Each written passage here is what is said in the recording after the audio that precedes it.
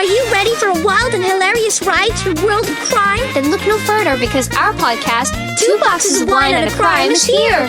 Join me, Tasha, And me, Trisha. two ex-cons who love Wine, coke, and crime. as we unravel cold case murder cases drunk off our ass. Each episode, we invite you to grab a box of wine As we use Google humor and, of course, cocaine to crack the toughest unsolved crimes drunk off our ass. From small town homicides To 9/11, we have it all figured out. or at least we think we do. Listen as the mystery deepens. The laughter gets louder And, of course, cocaine and the wine starts flowing drunk off our ass. in our entertaining, illegal, and unforgettable podcast. So join me, Tasha, And me, Trisha, on a coke-fueled journey to serve justice with 2 boxes of wine and a crime. Available now on your favorite podcast app. Subscribe and tune in every Tuesday, Thursday, Friday, Saturday, and Sunday for new episodes. drunk off our ass. Good. Let me just answer that. Hello? What is your favorite scary movie? That's a spoiler, Podbot. I'm not answering that. I am going to gut you like a fish. Oh, go away. Whatever you just, I'm not in. Alright, I don't want to talk about it. Hello? Siri, show me results for how to gut a fish. Podbot, you've called back. It's a bit intimidating. Podbot's getting a bit intimidating. Is this like part of her programming or is just I don't know. It's ever since she went on the dark web, she's just been acting crazy. But, oh my god, I bet you that's her now again. Hello? Hi, this is not Pod. Oh, yeah, sure, okay. Is Will there, please? I know that's you, Podbot. I want to ask him something. He's busy. Piss off. Put Will on the phone for fuck's sake. Will, she wants to talk to you. Hi, Podbot. Hi, Will. What is your favorite scary movie? Stopping my mum will shoot. Oh my Easy. god. Have you checked the children? Do you know what the most frightening thing in the world is? I'm gonna be a screenwriter. It's fear. I guess everyone's entitled to one good scare, huh? You gotta be fucking kidding. What an excellent day for an exorcism. They're coming to get you, Barbara. I'm gonna be a screenwriter. Boo! And welcome to the best bits. A movie podcast where each week we pick our favourite scenes from randomly selected, weirdly specific themes. This is your Psycho Kevin, a walking, talking, rootin' tootin' spellcasting corpse known to all in the 7 realms of development hell, and I'm joined once again in this unholy, dreaded abyss by the bastard son of 1,000 maniacs, the late and irate ghost of Will Collins. Be petrified. I have come to bring all sorts of pestilence and harm upon thee. Hi, Kevin. How are you? I'm rotten. But we're not. Yeah. But we're not alone down here, are we, Will? I can feel a presence. There's someone. Is there someone behind me? We've got a fiendish friend with us. Oh yes. The Toronto Slayer herself. A wretched, rancid. I'm really sorry about this.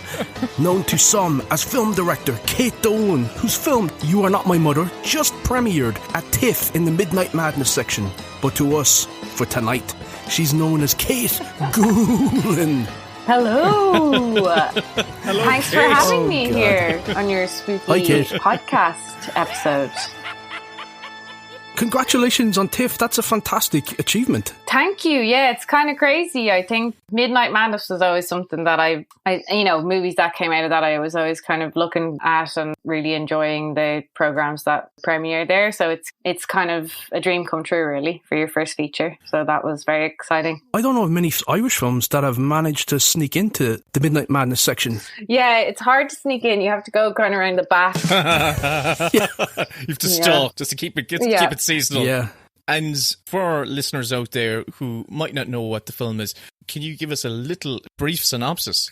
Well, the film is actually quite fitting. It's set at Halloween in Dublin. Oh, brilliant. Yeah, so it's about a teenage girl who she lives with her mother and her grandmother, and her mother is kind of suffering with mental health issues, but it's not really addressed in the family. And then one day her mum goes missing. and she comes back a day later. Her behavior becomes increasingly strange and frightening, and it all kind of accumulates on Halloween night with our protagonist kind of having to face off against her mother. Wow. I love that it's set in Halloween because that's one of the two major holidays that Ireland has given the world. After Paddy's Day, Halloween is an Irish holiday. Completely. You don't really know much about Halloween.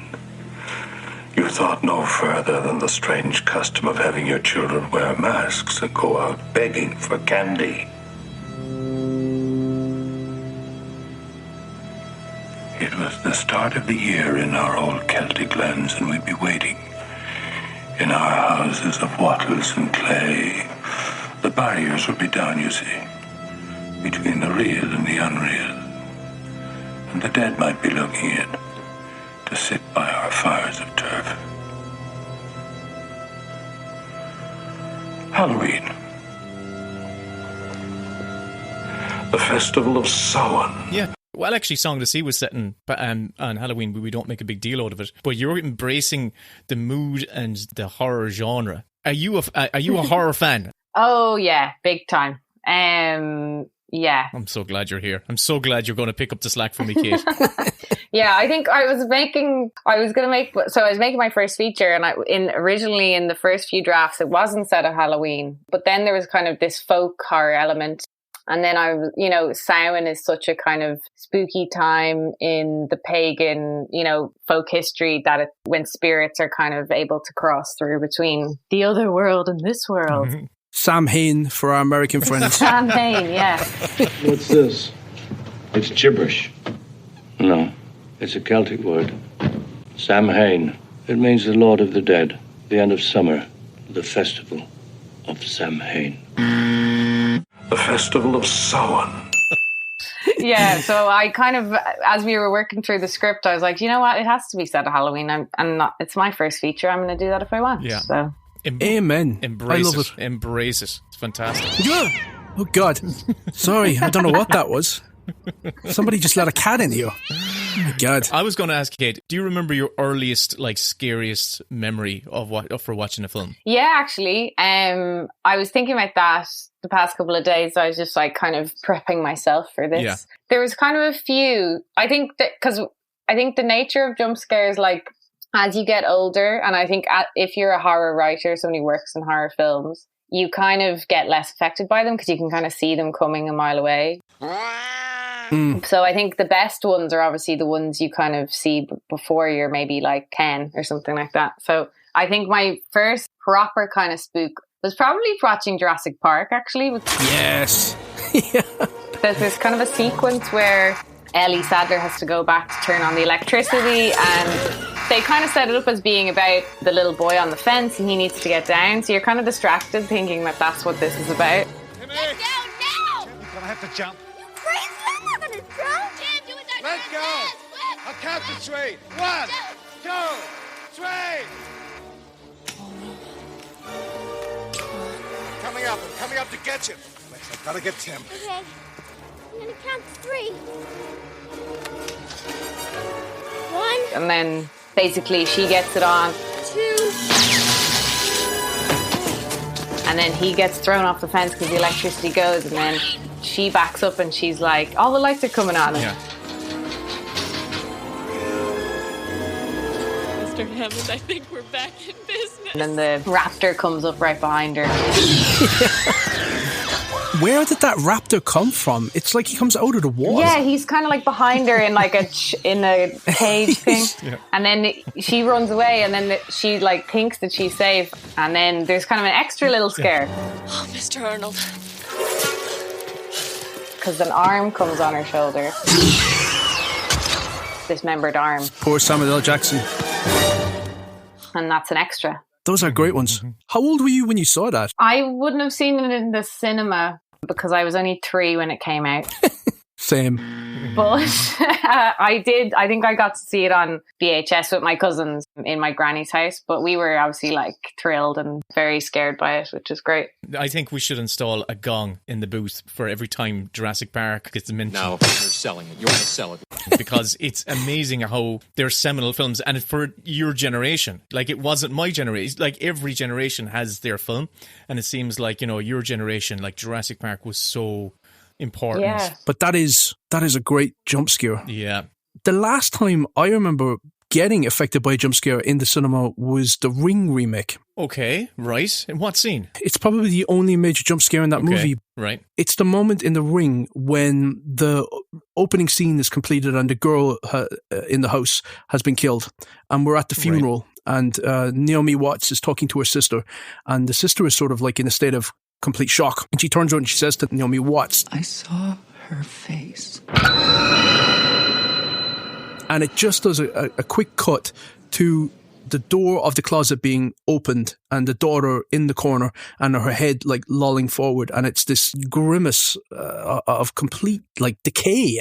But I remember every muscle in my body just seized up, and I thought, oh fuck, I am not ready for this movie. And that's the last time that I can remember a jump scare really getting me, because I do think that horror it's a lot more effective on you when you're younger. So I sort of have this sort of not just nostalgia, but I miss the fact that I don't have that complete, like, cold sweat panic when watching a horror film that I used to get as a kid all the time, where movies that now when I'd watch them again, like the Blob remake, they're fun, they're exciting. When I watched them as a kid, they were fucking intense, and it was just sick-inducing, where you didn't want to leave your feet off the couch because psychologically you just didn't feel safe unless you were curled up in a ball.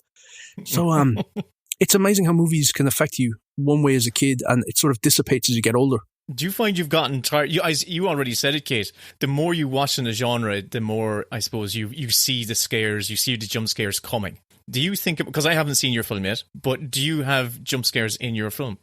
Yes, I think there's about 3 or 4 jump scare they wouldn't be massive things, but very small kind of cues here and there, which when we've watched it with people who haven't seen it before, they go like get a bit of a fright. Yeah. So I think you have to have one. I think you have to have at least one. Do you know The Silence of the Lambs is considered to be the only horror film to have won Best Picture at the Oscars? Yeah. And it's a horror film that doesn't have any jump scares in it. Wow. Yeah, I was actually thinking about Silence of the Lambs earlier, and I was like, surely it has one, like a little something, but I couldn't think of any, because I was the same. I thought there's definitely been moments where I fucking jumped when I was watching that film, and I went back to the moment where Jodie Foster is searching the garage, and she has to crawl under, and it's pitch dark, and she's using her torch to sort of navigate around, and she finds a head in a jar. And in any other horror movie, or many horror movies, that moment will come with a stinger. It doesn't have that. It just plays this very sorrowful, sort of doom-laden score. And I suppose that's probably why it won the Oscar. It didn't feel like a cheap gag.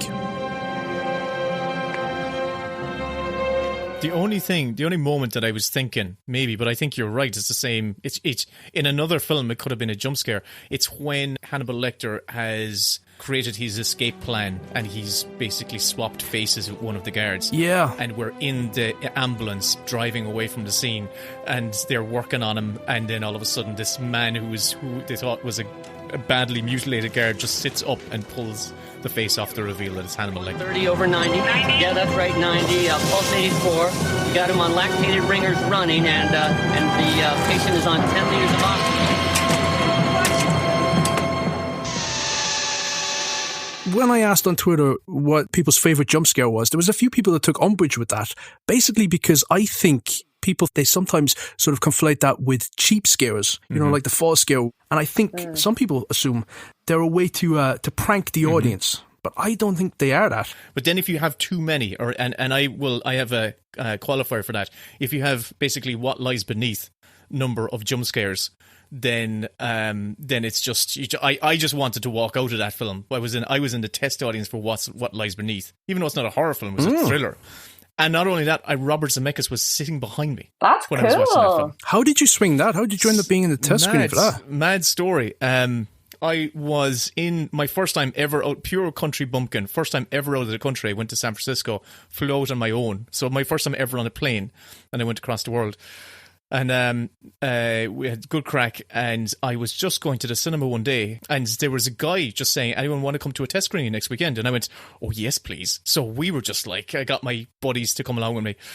And we were just wondering and anticipating what the hell the film was. And we got there and queued up and had to sign a disclaimer and all this sort of stuff. But basically saw where the reserve section was and went and sat in the row right in front of the reserve section right at the back. And they said, oh, it's What Lies Beneath, the new Robert Zemeckis film. And I was going, holy shit. And this was like, I was well into Robert Zemeckis at the time, like, you know, as post-Forrest Gump. Into him.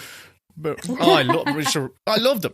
He's great. And I saw Robert Zemeckis walking up the aisle with Steve Starkey, the producer, and he sat right behind me. And I swear to God, I was just like on cloud nine. But despite that, and I could listen to him talking. I would have been performing. I would have been going like, what, Jesus? You got me. But I was listening. I could listen to him throughout the film. I heard them commenting on the film and commenting on. They were talking about Gladiator had just come out, and they were talking about the sequel to Gladiator and all this sort of stuff. They were talking during the movie. Outrageous. Yeah, a little bit. Whispering to each other and stuff like that. But That's not very professional. I know, but I think they were kind of saying, oh, we need to cut this, or this isn't working, or that beat's not working. But despite me being a Robert Zemeckis fan, the film just didn't work for me. I was just really irritated by all the jump scares. And afterwards, you have to fill out the questionnaire. And actually, this is my most mortifying story. You have to fill out your, like, you know, whatever, your scorecard. You drew a dick or something, did you? I was the last person to leave. I took it so seriously. I was like, this is as close I'll get to making a film or participating in making a film. So I was working as a waiter or whatever. I'll show them what for. But I just went, I'm going to give them everything I can to, you know, give my opinion. Not like, you know, you're wrong, but like, I really think this is what doesn't work. So I was the last person to leave, myself and my buddy. And we're walking out through the lobby, and they're ahead of me. Standing in the group was Robert Zemeckis and the producers. And I immediately just went, oh God, my only chance to meet Robert Zemeckis. So I got my, I went up with my passport and I had a ticket or something, and I asked him for an autograph. He said, oh yeah, no problem. And I handed him the thing. And Steve Starkey, the producer beside me, turned to me and says, were you in the movie? And I went, yeah, I was, yeah. And he said, so what do you think of it? And I proceeded to give all my notes that I wrote down. Oh my God. That's, And I said, well, I really think this doesn't work, and I really think that doesn't work, but I really like, you know. God. And I at the end of it all, I turned back to, because I said, oh, I'll have to be honest. And I turned back to Robert Zemeckis for my autograph, and he just glared at me. And I just went, oh, I'm so sorry. God. I'm so sorry. And I took my autograph and walked back to Ireland. So I was going to tell you what I learned researching this episode about the jump scare itself. Cool. Sounds great. Yeah, I love jump scare.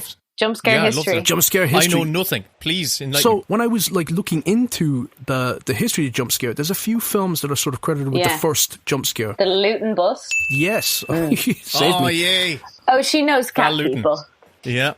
I watched it for the first time last year. It's great. It's very good, yeah. But it's the first false jump scare. It's the first one which is slightly playing the audience, where it has a moment of tension where you think that she's being pursued, and then it startles you, where the bus comes out of nowhere and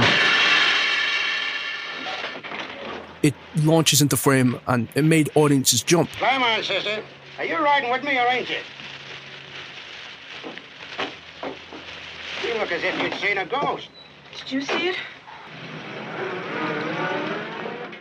So I would actually say that that's the first false jump scare, the first cheap scare. Okay. And the first real jump scare is actually from The Thing from Another World, where the guys head towards the door and they open it and you expect no one to be there. Mm-hmm. Captain, we can get to it from here through the generator room. You do go with him. But it's actually the Thing is behind the door. And so it's a legitimate moment of startling horror.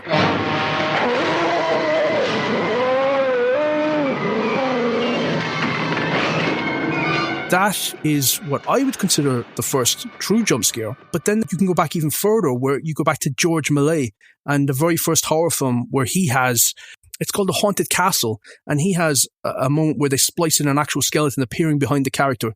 It was there to make the audience jump, but you know, there's no real sound to that or music to that, so it doesn't really sort of fit in with what we consider now to be jump scares.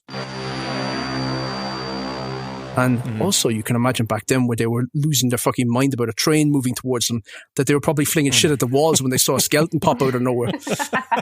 But those are the sort of the three films that are credited with the jump scares. Wow. So when did it become like really kind of like over exploited, or when did it become like a big thing? I'm trying to think. Well, obviously, okay, my brain, this is the lazy man's layman. I haven't really thought about Who was this. the guy that did the Tingler? Castle. Yeah. William Castle. William Castle was doing all the sort of the shocks and the scares. And then Hitchcock decided to one up that.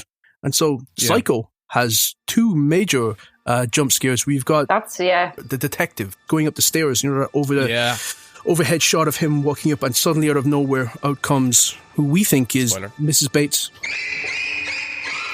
and attacks him, slashes him, and he falls back down the stairs. And then the other one at the very end, where the sister Vera Miles is going into the basement and she turns around the corpse and bangs the light.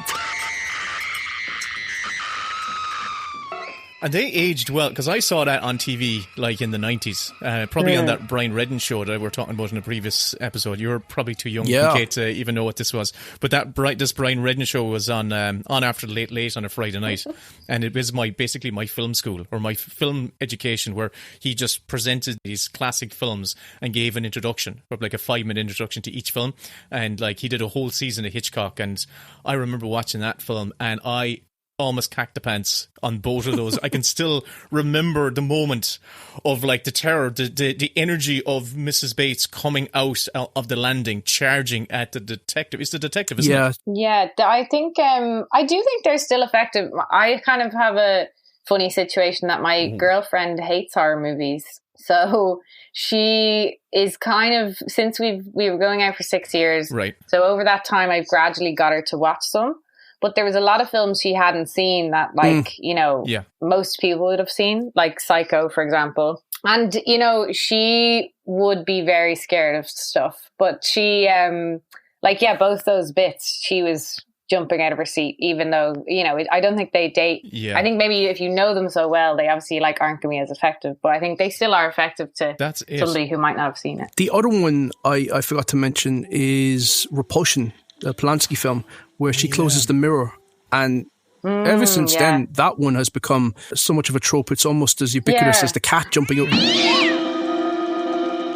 That was the late 60s, wasn't it? Sorry, another cat in this room. All right, okay. 65. But Kate, when I asked you what your favourite jump scares are, you said you couldn't narrow it down. But I'd love to hear what was on your list, what you thought were some of the all-time bangers for you. Yeah, I was thinking about it, and I think, the most effective, like the ones where it's like seared into my brain from being a kid, I think are, probably some of the ones that are on that kind of top ones that most people would know. Yeah. But I think one movie which looking back, I went to look at it again, the clips, and looking back now, I'm like, oh, maybe these aren't very effective jump scares at all. But I think watching it at the time, I just really got freaked out by it. So Sixth Sense came out when I was about 9. And we rented it at a sleepover of about like 10 preteen girls. And we watched it 3 times in this one night. Was that to master your fear of it? Yeah, we just were like, we needed to watch it 3 times because we were like, some girls wouldn't watch bits, they wouldn't watch scenes, and they kept walking out. We were like, we're going to watch it all the way through. We will rob the power from this film. Yeah. Was there one girl there who was like, please, I just don't want to watch this? And you're like, oh, you are watching it. And if you don't watch it the whole way through, we'll watch it again. And it was 3 times you watched it. What's that scene, though? Yeah, well, there was 2. So it's basically the 2 that has young Misha Barton in it. She's the girl who's getting poisoned. That's like the storyline of it. But basically, there's one where he's in his little tent that he makes at home. Yeah. And his breath starts to go cold. So there's definitely a ghost somewhere because we've kind of given that cue already. And then he gets into his tent to be safe. And then all the clips on his tent start popping open. And it goes to her, and she's puking, like, in his tent. And I think it's just, like, I remember at the time, I was absolutely terrified by it. And then later, he goes to her funeral, and she grabs his leg from under her bed. See, I think that's a great jump scare. I think it misdirects you because you're looking at... think you're looking at, is it Clothes in the Closet? Yeah. Where your eye is drawn to that, and suddenly the arm shoots out from under the cot. Yeah, I think it was just at the time, and like I think jump scares as well stick with you if you see them in a group of people who are going to be screaming more. Absolutely. Because you're like, it's the kind of effect of just like other people screaming around you. But yeah, that was one I think really stuck with me when I was a kid.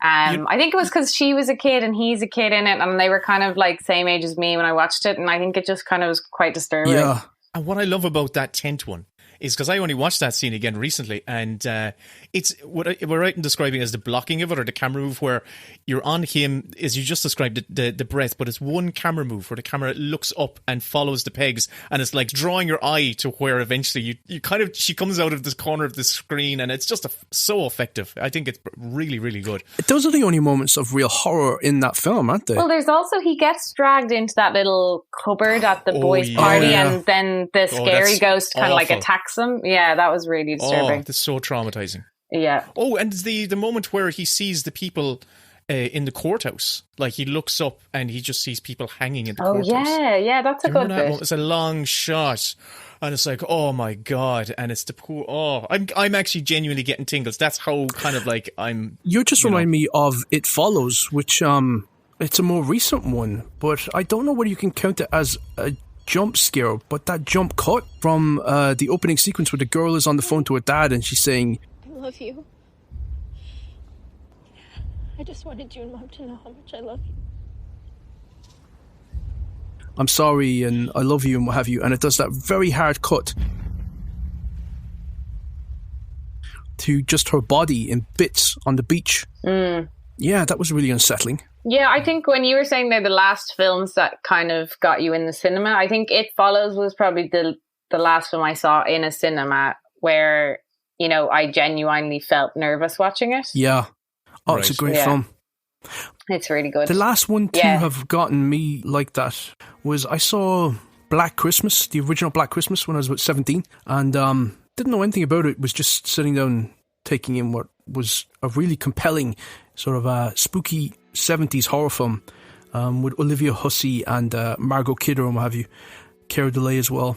And the moment at the end when she's alone in the house and she's been getting prank calls all evening, and she goes upstairs and she looks in on Margot Kidder, who's sleeping in the bed, or she thinks she's sleeping.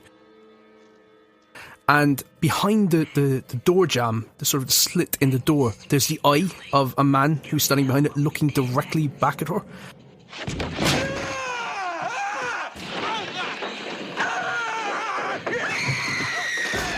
And I just remember it felt like my face had caught fire and that someone had poured ice water down my back, where I just thought, oh, Jesus, no. And she makes a run for it, and the whole finale takes place after that. But I couldn't replicate that sense of sickening dread with any other horror film since. That actually happened to me and a friend once. We were in my granny's house when we were about 13, 14. We were standing in the kitchen, which had a garage door attached to the garage, and we were just making tea. And we looked to the crack in the garage door, and there was a person's face, staring at us. And a real face? Yeah, we both screamed and ran. And it turns out someone had broken into the garage and was like, oh, Jesus Christ. In the garage. But it was like a genuine, true jump scare moment of life that I will never forget. You were actually in a real horror movie. That's not a fake. Oh, my God. Yeah. Oh, my. Okay. So was it a night or daytime? When was it? Nighttime. Oh, so there was someone like with her face close up to the door, just kind of peering in at you? Like literally just like looking out the crack exactly straight at us. It was awful. Oh, yeah. God. So you saw them and they ran? Okay. Yeah, they obviously ran when we screamed, and then we ran into my granny and granddad. Yeah. Oh my God, right. See, this is why I haven't gone to the cinema since 2007. This is seriously why. 2 horror films. Oh my, yeah, 2. I haven't seen a horror film in the cinema since 2007. Wow, you've missed a lot of good horror films. What was the last horror film you saw in the cinema? It's going to be my pick, actually, so I'll share it with you. Oh, amazing. And it frightened me so much, I just went, you know what? I enjoy all genre film, and I enjoy horror films. Oh my God, I want to guess this now. 2007 horror films. 2007, yeah. Oh my God. Let me look at my notes here. It's not It's not Brahms, the little boy that thing? was afterwards. No. Oh, God. I'll give you a clue. What was it? It was a Spanish film. The Orphanage. Yeah, it was The Orphanage. That's a great movie. That's a genuinely scary one. That was the film that stopped me going to see horror films in the cinema, because the sense I loved the film. I thought it was absolutely fantastic. For people who don't know what the film is about, it's about an orphanage.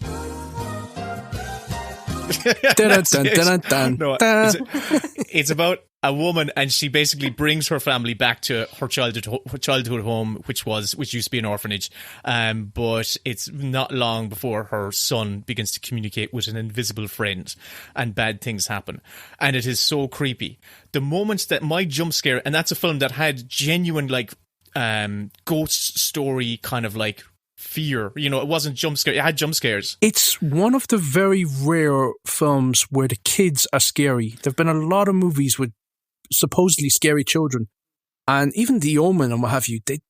I'm not scared of those kids, but that one I was scared.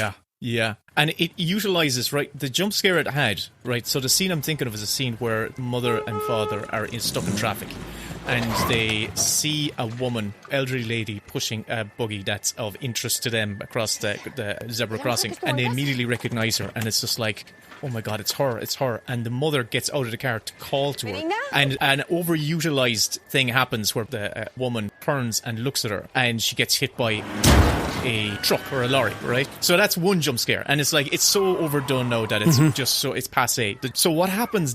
But that's not where the jump scare for me, that kind of drove me from the cinema was. It's after that, the fallout from that is there's this woman's body on the ground. Her husband is giving it CPR, and he just looks up after giving her CPR, and he's got blood all over his face, and he just looks at his wife. There's a crowd gathered around, and he just shakes his head as in, no, there's no chance that she's dead, And some man puts his coat over this woman's face. We don't see her face. We just see this whistle around her neck. So the mother gently leans down at this woman who's dead, her face covered, and she reaches down to touch the necklace around her neck, and all of a sudden the woman just grabs her hand. The dead woman grabs her hand. And the coat is pulled off her face, and oh my God, her face is just, her jaws ripped off her face, and it's just, that was the moment. I lost my popcorn. Went over 3 rows. That was me, and I wanted to leave, but I also wanted to stay. I love it. That was it for me. The first film to do that, actually, where somebody gets slammed by a vehicle out of nowhere, just coming out of nowhere, was actually Bride of Chucky. Oh, really? Oh. Nobody move! Doesn't get the credit for that, because Final Destination gets the credit for that. What year was Bride of Chucky? Hold on. What year was Bride of... That works too. 98. Get this heap of shit moving. Now! Oh. And Final Destination, I think it was 2000. I want to bring up a film where I saw the set gag being used, but I think it might be after that. Meet Joe Black. Meet Joe Black has the... It's not a horror film. But that's comical. Not for me. I was like, Jesus Christ. It's like... It's the fact that he gets hit twice. It's too silly. Oh, well, you see, that's the difference between you and me, Kevin, right? I have empathy, and you have going, he got hit twice, you idiot. Hit him again. But here's the thing, right? Realistic horror, it makes me sick. It makes me queasy. I can't handle it. But the horror movies where it's heightened and it's over the top and it's startling and it's supernatural almost, that's fine for me. But do you remember the death in the Talented Mr. Ripley? I can't. I watched it the other day, actually. Matt Damon belts Jude Law across the head with an oar. Yeah. Oh, yeah. And he turns around and he's got this look of shock on his face, and then he just pales and this blood starts pouring. That, to me, made me sick. Yeah, and even at the end, the ending, when he spoiler alert, strangles his new lover, but you don't actually see it. In my memory of watching the film, I was always imagining it, and then when we rewatched it the other day, it was you don't actually ever see him do anything. You just hear the sound of him doing it, and it's really chilling. Yeah, it's good. Great movie. Who are you? Huh? Some third-class mooch? Who are you? Who are you to say anything to me? Who are you to tell me anything? Actually, I really, really do not want to be on this boat with you. I can't move without moving. Gives me the creeps. You give me the creeps. Can't move without dicky, like a little girl all the time. But I don't think that's played for a jump scare. I think that's just like a straight shot, like, you know? Yeah. Yeah. The Conjuring films have a really great sequence, which I think it's all built around the jump scare, but it's so good and so effective. They use it in the trailer even to sell the film, but it's so good and so effective. I think that it actually launched that whole franchise. That if they didn't have that clap sequence in the first Conjuring film, where Lily Taylor is following the clap around the house thinking it's the kids, and it leads her down towards the basement where she's basically in the dark with a lit match, and suddenly the hands come out from behind the rear and clap. If it didn't have that, I don't know that franchise, which has made $1 billion at this point, would exist. Yeah. So you can credit a jump scare for that. My favourite jump scare in the first Conjuring movie is actually, it's set up with the clap, because earlier when she's playing the game with the kids, the clap comes out of a closet or wardrobe. The door's open and it comes out of the clothes. Yeah. But it's in the far background, kind of out of focus. So you just see it as the audience, but she doesn't realise. And she walks towards it, but then it kind of deflates the scene and like we go on to the next thing. But then the two girls are in that room later, and the older one goes up to the wardrobe to open it. And as an audience member, you're like, no, inside the wardrobe, the clapping hands were there earlier. Hands are going to come out and grab her into the wardrobe. So that's what you're kind of like thinking is going to happen. So it's great misdirection, because then the younger one looks up at the top of the wardrobe. And then this demon spirit witch woman flies off the top of the wardrobe, basically like pouncing on the girls. And like, I remember I saw that in the cinema and everyone screamed. Because I think just the good jump scares, I think, are any that kind of misdirect you. So you think A is going to happen, but B actually does. Yeah. Because like, I feel like audiences are smart enough to know you're setting up this one. But then, it's kind of, if you can find a way to make them believe this, and then it's like, as John Carpenter always does, it's the next one. It's not the one that you expect. It's the one right after that gets you. Kate, I want to know, you probably have a long list, and I'd love to hear a couple of more of from your list before you get to your pick. Best bit. There's I guess the thing was their big one, do you know, when he does the CPR and then his hands fall in. Yes. Clear.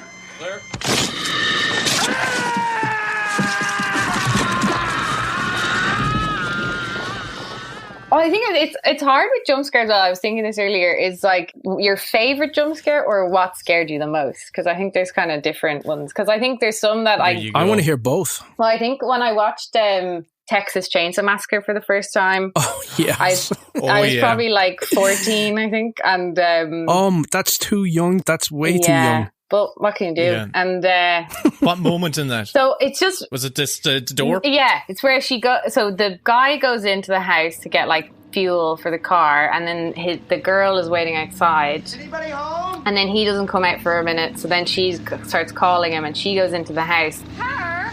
And Leatherface just pulls the door back, comes in, and just grabs her. And just like the performance of him, just like he just grabs her, and it's so like not graceful at all. It's just like so animalistic or something. I remember just feeling like, oh, there's no escape. Like, he's got you. It's like, and it was just the shock of him like coming out and just like, and then he puts her on a hook. Horrible. Ridley Scott said that's the only film that he's seen that felt dangerous. In what sense? In that it just felt like you shouldn't be watching this. This is going to fuck you up. Yeah. But for me, when it became unbanned in Ireland, I must have been 18 when I watched it, and it had gotten legendary status where it's like one of the most ruthlessly bleak and terrifying films ever made. And I decided, well, I'm going to game it here. I'm going to sit down and watch this in broad daylight, so it can't beat me. And the moment when the guy goes into the house and Leatherface clobbers him across the head with the fucking mallet or whatever he's using and brains him, and he's on the floor and his body is twitching, and then he drags him in and slams that door. I thought, no, I'm out. I can't do this. I can't watch it. I can't. I'll have to come back later. It was fucking me up too much. I was in college when I saw that, probably when it was unbanned as well. And I was watching it in my friend's apartment, who was a 6'4" Danish Viking. I've heard this story. Right? And like I was there petrified watching this, and he was just wiggling his toes, giggling. Oh, this is funny. Oh yeah, my ancestors do this all the time. And when the film had finished, he obviously could see I was really just going sweating. I had to walk home in the dark. And all his lights were off, and he disappeared down his hallway, and I could hear him imitating the turning on of a chainsaw, and he went brum brum, and he was making the sound himself, brum, and I was like telling him, I said, you better fucking stop right now.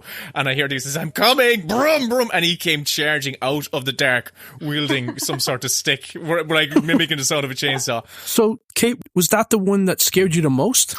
I think Texas Chainsaw Massacre I found to be a very scary film. As you said there, it feels kind of, it's almost, I think it's just the Leatherface's performance. It feels almost too real in a way, like during the movie, that it was kind of got to me when I watched it. I was pretty scared of that movie. Yeah, and still. It does feel like you're watching something real. Yeah. There's something like, there's a terror captured in it that you go, oh no, I don't want to watch this. I feel this is, you're watching something that's... Good old Toby Hooper. Yeah, he got me more than a few times in his career. Salem's Lot, I remember. Oh my God. That was one where I was hiding behind the couch, cushion up the face, can't watch it. Look at me. And Poltergeist has got some cracking ones. It's got the classic one of don't look under the bed. And, you know, you're expecting that something's going to be under there. And then, of course, he looks up and there's a fucking marionette clown type thing, which is just trying to strangle him. Why would anyone keep those types of toys in the house? They're so fucking creepy. Yeah.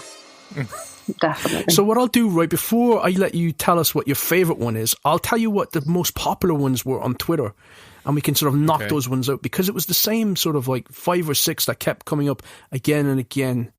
And stop me, Kate, if it is your favourite, if anyone of them. Well, I'm worried my favourite might be your favourite, Kevin. So that's my worry. Do you know what? When we had Kieran Foy on, we both went with, for kid protagonists, we both went with E.T. So almost 3 of us went for E.T. I only did an audible at I went, no, maybe they'll go for E.T. So I was originally going to go for Henry Thomas. So I'm not sure we'll have the same one though, because I still don't know what mine is. So okay. Go after Kate then. Okay, so there's Wait Until Dark. It's the Audrey Hepburn movie where it's very similar to the one from Exorcist 3. Which is somebody lunges and comes at the character from behind. Both of those came up again and again and again. Yeah. So Exorcist 3, I think, would be the number one that people have mentioned. Yeah.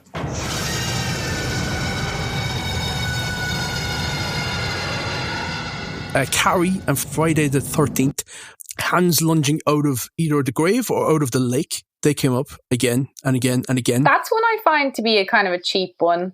Because I think both of them, you kind of feel a bit like pranked as an audience member. You're like, don't just throw in a jump scare at the very end just to get us. Kate, I'm with you. Neither of those films, and this is probably blasphemous, neither of those films really meant anything to me. And I watched them at the right age in my teens and late teens, and I just went, meh. But this is to Carrie as well. I just went, maybe I should rewatch it now. I don't know. It's also Brian De Palma. I have a Brian De Palma. I think I've a... Poor old Brian De Palma doesn't get it. You're prejudicial against Brian De Palma. Slightly. Yeah, slightly. I don't know why. There's the lawnmower moment in Sinister where they're doing those sort of snuff films, and you're seeing the point of view of somebody pushing a lawnmower at full velocity in the dark, and suddenly they come across a head buried up to their neck in the ground, and you think, oh my God, oh, I don't like that. Mulholland Drive, the dumpster hag. Yeah. Behind the sort of the diner. That's my drag name. Hereditary. Hereditary. Oh my God, that didn't scare me, but I did actually audibly say in the cinema, what the fuck? Because I couldn't believe that they'd done that. Yeah, I think that's the standout thing for Hereditary is definitely that sequence. And then the end jump scares are good fun, but they're a bit more kind of Conjuring World kind of level of just like misdirect and then she runs out from the shadows kind of thing. But that film freaked me out as well. Yeah, it's dark. Sloth in 7. Oh, that's a great one. Yeah, I love that. And it's not really a horror film, Seven. Oh, when he wakes up. But, you know, Yeah, okay. it gets you. And then there was a couple that I added to the list that weren't mentioned by others. One of them was the blob moment, when the guy is putting his hands on the sink and the thing snatches onto his head and pulls him down the sink with it. That fucked my shit up when I was a kid. Tight fit. It is. And Dan Aykroyd's reveal at the opening of the Twilight Zone movie. Oh, yeah. When he oh, my God. tells him to pull over and he says, do you want to see something really scary? You want to see something really scary? You bet. Really? Yeah. Okay, this is really, really scary now. I trust you. Okay, pull the car over. Pull the car over? Ooh. Scare me. Are you ready? Okay, go ahead. I've never seen that, actually. Just that tiny little moment at the beginning. Yeah. What are you doing?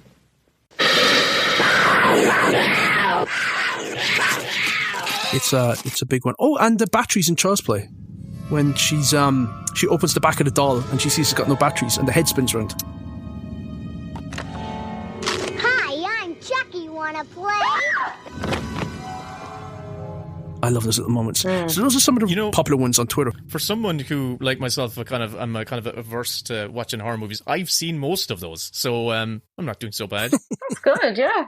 Yeah. Not too shabby. So your one didn't come up, Kate? Not in those, no. Oh, here we go. But it's getting exciting now. It's like an ultimate classic. It's just like, I couldn't not pick it.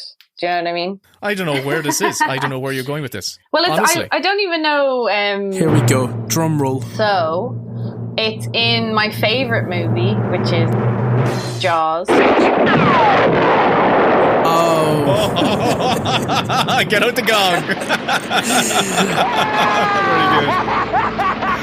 Great. I know, I'm such a cliche. What can I say? No, you're not at all. It's seminal. I just think it's the ultimate jump scare. So it's the Ben Gardner's boat scene. Yes. So they're out at night and they're on the water. Everyone knows it, but Hooper goes down to dive to look at the boat wreck, and I think it's so great because obviously you're expecting the shark, and then his face comes into view.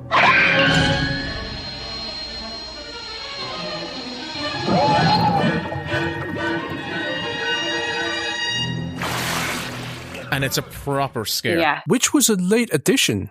Yeah, I heard it was that they added that in later. Yeah. Because if you watch the film and you remove that moment from the film, the scene that follows it where Brody and Hooper are talking to the mayor, they are explaining everything except finding the severed head. So he's like saying, I caught a tooth this big. I pulled a tooth the size of a shot glass out of the wrecked hull of the boat out there, and it was the tooth of a great white. It was Ben Gardner's boat. It was all chewed up. I helped tow it in. You should have seen him. Where is that tooth? Did you see it, Brody?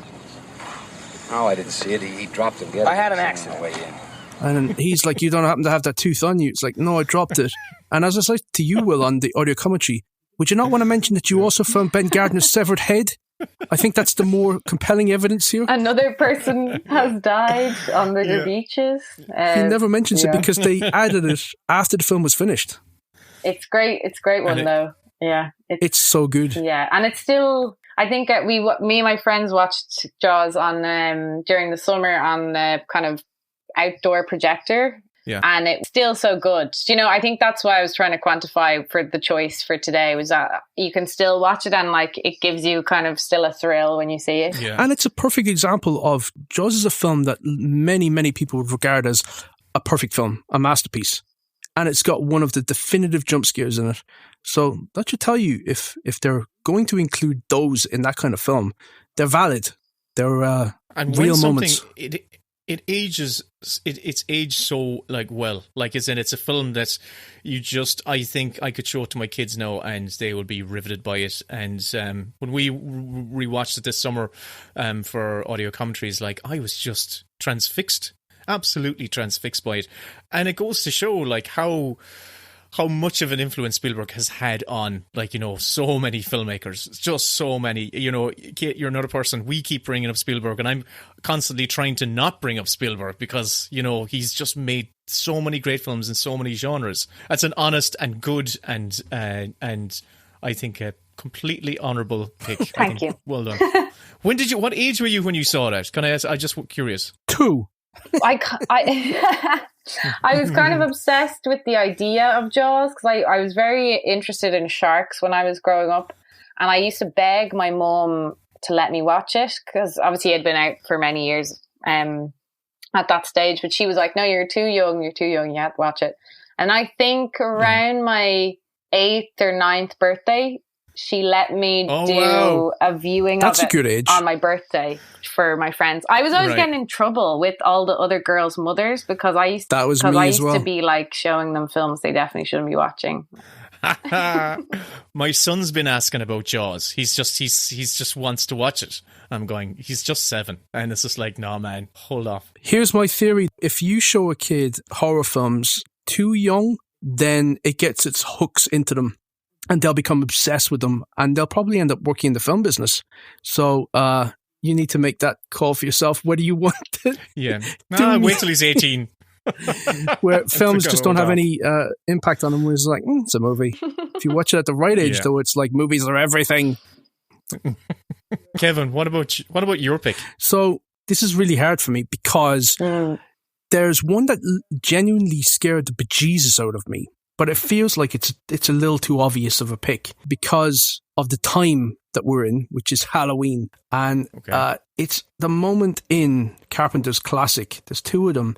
There's the one where he opens the closet and the guy Michael Myers comes storming out, pins the boyfriend up against the kitchen wall and impales him with a knife. But the one that really fucking got me was the moment when the best friend goes to get into the car to go meet her boyfriend, and she's forgotten the keys, and she goes back, and you know that he is watching her.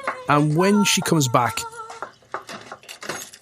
she opens the car door without the keys, and she gets into the car, and you realise that she's gotten in, and the door was unlocked. So who's unlocked the door? And as she's sitting there, she sort of she wipes the condensation off the windscreen and thinks, why is the car all fogged up? And then he pops up from behind her and strangles her, and it's such a eerie, creepy, like scary moment. And I think it began my whole obsession with films and with horror films especially, where it's like that was just such a moment. But the one that I was going to mention because nobody else mentioned it, and I think the reason nobody else has mentioned it is because the film itself is so embedded in pop culture that the moment doesn't work anymore. Okay. But it is the chestburster scene from Alien. Oh, okay.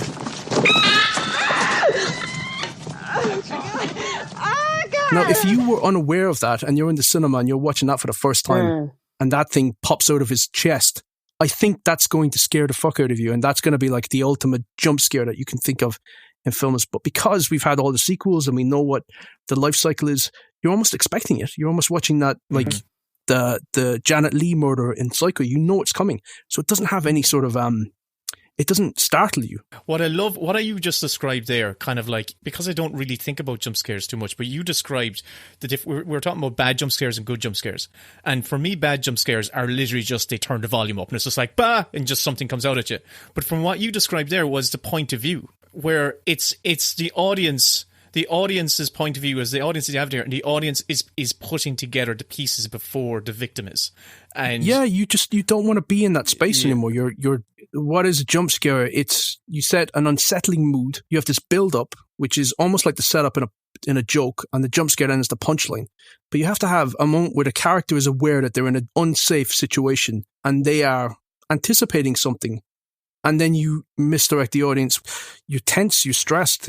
You know something bad's going to happen, and you're just waiting for it to hit. And there's a logic to it, because you're describing the logic of the condensation on the windshield and all of those pieces where we know what's there. We know exactly what's there, but the moment is coming rather than just being if it was a bad slasher movie, he wouldn't have any of that. He would have just strangled her, but it's the anticipation is it's that moment in a dark, creepy house when you hear the floorboards creak, or you hear a door go, and the character goes, "Hello? Anybody home?" Yeah. And you realize, okay, we're now in a jump scare sequence. Something is about to happen. Or even in Kate's pick, like when you're going underwater, you're expecting the shark, or you're expecting something to come out of the water around him, but you don't expect something to appear in that bloody crack right in front of him, because it's the misdirect of the tooth, and you go, oh my god, it's a shark's tooth, he's somewhere here, and you don't expect a face. So yeah. So I think we nailed it, but because it's Halloween and it's this my favorite time of the year, even more than Christmas, I thought I'd get you two guys to recommend a horror film for people to watch for the weekend that's in it. You just want me to say Grabbers. That's all you want me to say. It's just this is just that's definitely if I don't say Grabbers, it's just going to. And why didn't you say Grabbers? I wouldn't even call Grabbers a horror movie. It's a monster movie. It's actually.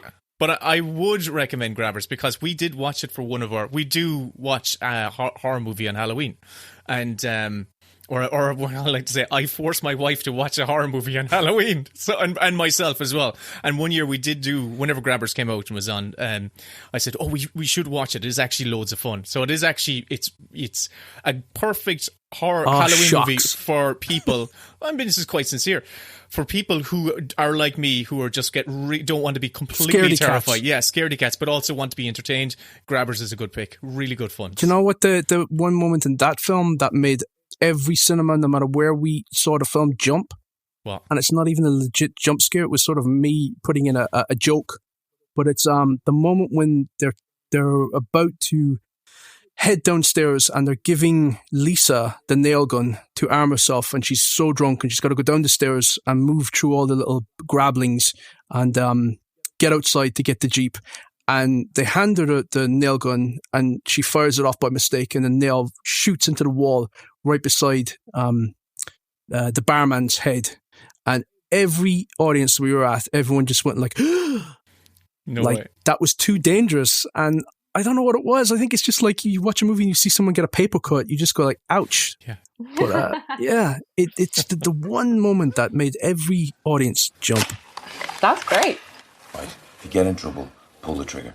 Oh, savage. Oh, careful. You missed. Kate, if you were to recommend a horror film for Halloween, what would you go with? Aside from your own. Yeah. I mean, maybe. But I usually me and my friends, we do 30, well, when we were kind of younger, we used to do 30 horrors in 30 days. So we used to try and watch 30 horror films, but now with life and jobs and stuff, that's a bit more difficult. So I try to watch a lot of horror movies during the month of October. So by the time I get to the 31st, I kind of just want to watch Hocus Pocus. So I usually just watch Hocus Pocus on Halloween night. From Walt Disney Pictures, after 300 years, the Sanderson witches are back. And running amok. Are you broads a little old to be trick-or-treating? Hocus Pocus, rated PG. But I think a Scream double bill is always good too. Scream 1, Scream 2. Those are classics. As a classic, yeah. I have to do that. I really have to do that. Can I tell you where a jump scare in Scream 2 ruined my night? Go on. Yes. I took a girl I was working with, an Italian girl, on a date to see Scream 2. And the moment where they're both trapped in the backseat of the police car and they're trying to get out, it's such a great tense sequence. And they're climbing over the unconscious Ghostface in the front seat. But once they get out and he doesn't leap up at them, this sort of delay of what you expect to happen, the best friend runs on ahead and she stops. And Sydney, the main character, says, I want to take his mask off. I need to see who it is. I have to do. Oh, Sid. No, Sid, come back. Sid. Sid, come back. And as Sydney is about to reach in to take the mask off, I leaned over to the girl and I was about to whisper into her ear, I bet he's going to jump out from behind the stacks of wood.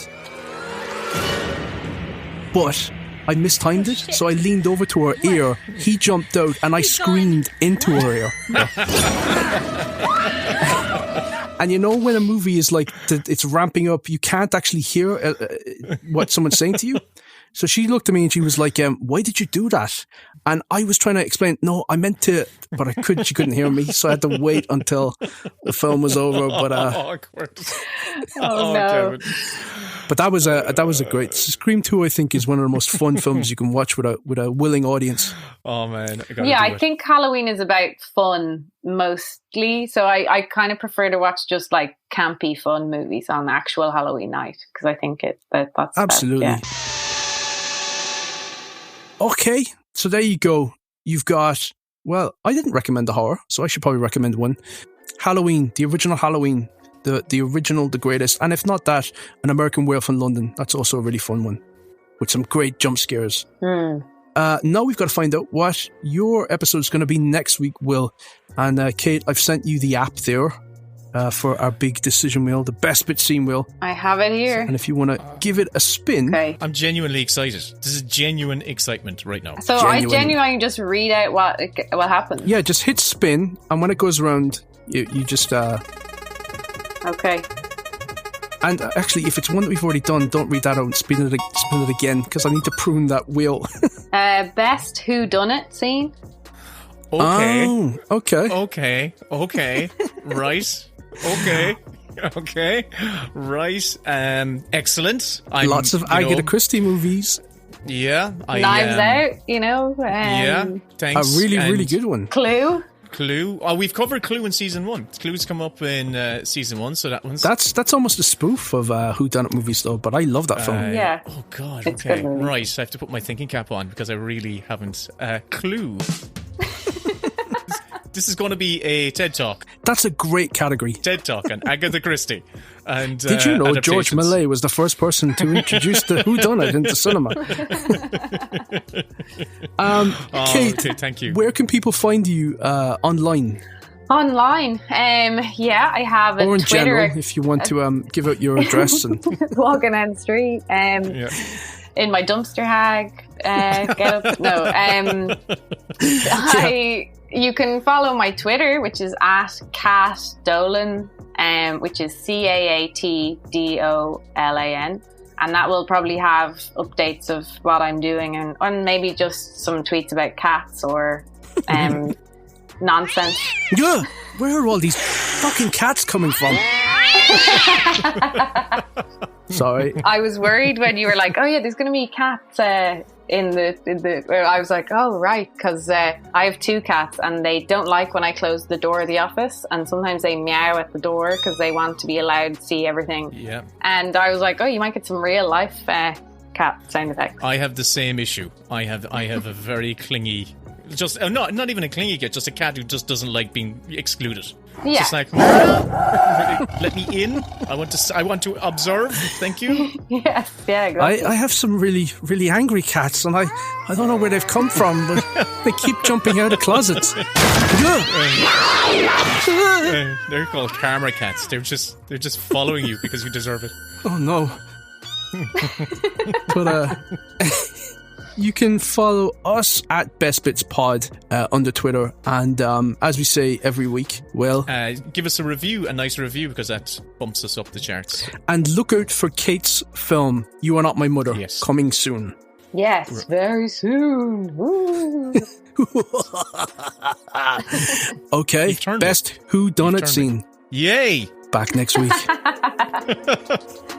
That's what they call acting. Oh, great.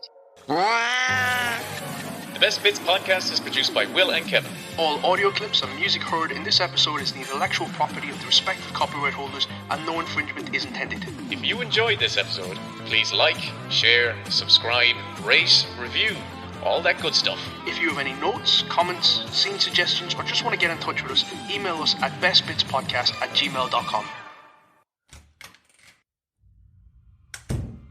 Hello? Is there someone there? Come here to me, little cunt. Hanging up on me. I'll stick you. No! You gotta be fucking kidding. And here is a clip from the lads' latest Mini Bits bonus show. The full episode, plus 80 more, are available on their Patreon. See ya, Mossy. I gotta go in and record another one of these fucking mini bits. Oh, yes, this is all it is. I know.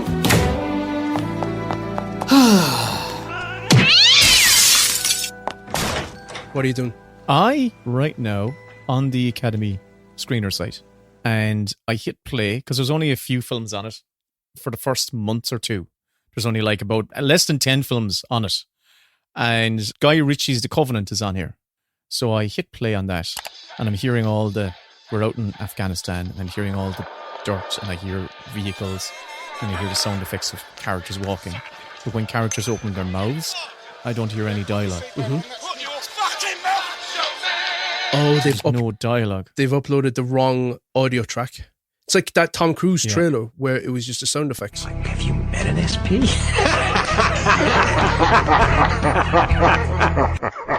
Yeah, and this film has been up on the Screener site for a few weeks now, and they still have the wrong one here.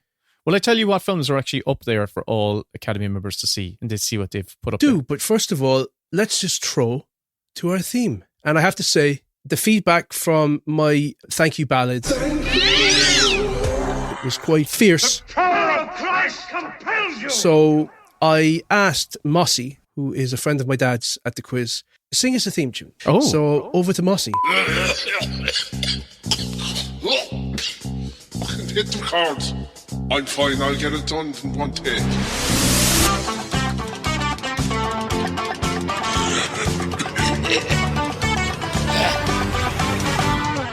It's the Many Bits. Or podcast, what will they say? With Will and Kevin Cock. The best fucking podcast. That'll do. That'll do. My God. Thank you, Mossy. He would make an angel weep. That voice would make an angel weep. Telling you. Beautiful. Beautiful. Boolabus. It only cost us 2 months patron money, so, you know. Is that all? Money well spent in my eyes. Yeah. I mean, you can't get much for €20. Will, you were telling me before the intro that you were looking at stuff on the Academy Screeners website. The Academy Awards. So for official members, yes. So they don't send out DVDs anymore. So how you do all your streaming stuff is all via the Academy website. And the streaming season has begun, which is exciting. So it means for the rest of the year... Did it ever end? It does end. It does. After the Academy Awards, there's about 2 weeks, and they take all the films down, and then they begin again at the end of August, and they all start coming up. So it's a whole new collection of hopefuls. So how many films are on there? Right now, about 10. Actually, 10 exactly. I can tell you the 10. Oh, go on, tell me. John Wick 4. For the Oscars. Oh, because there's like... Yes, because they're adding in stunt category, aren't they? Are they adding it in? Is the stunt category being added? I believe they're adding in some sort of stunt category. Breaking news straight from an Academy member's mouth. Because they're adding in stunt category, aren't they? Slash film. I don't know. Did I read this in an article? I feel they were. I felt they were. Have long overlooked stunts, and my God, it's pure artistry. Yeah. And it is incredibly well these days. It's all fucking rubber computer generated avatars. That's why we should That's why these people should be getting their Oscars when someone's actually gone out. Then go back, absolutely. Go back and give it to your man from Mad Max who broke his legs. Give it to Richard Farnsworth, who was a stuntman and starred in The Straight Story. Yeah, Richard Farnsworth was a career stuntman. Absolutely. Wasn't that also the case with Machete? What's your man, Machete? Danny Trejo. Danny Trejo. Is really? It Trejo or Trejo? I always call him Trejo, but he just says, call me Danny. I was going to say that back to you. Nah. I was like, just because we just call